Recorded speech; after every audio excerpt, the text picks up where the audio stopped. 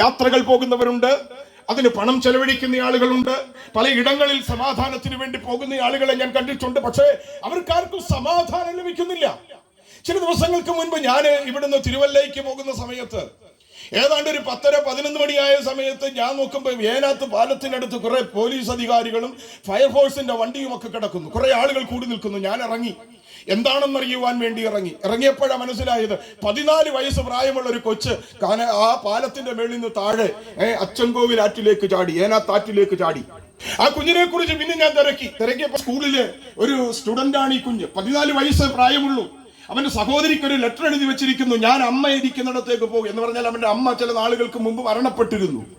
എന്നിട്ട് കുഞ്ഞ് ചേച്ചിക്ക് എഴുതി വെച്ചേക്ക്, അച്ഛനെ നന്നായി നോക്കണം, എനിക്ക് സ്വസ്ഥതയില്ല, ഞാൻ അങ്ങോട്ട് പോകുക. ഞാൻ പറഞ്ഞല്ലോ 14 വയസ്സുള്ള കുഞ്ഞിന് സമാധാനമില്ല.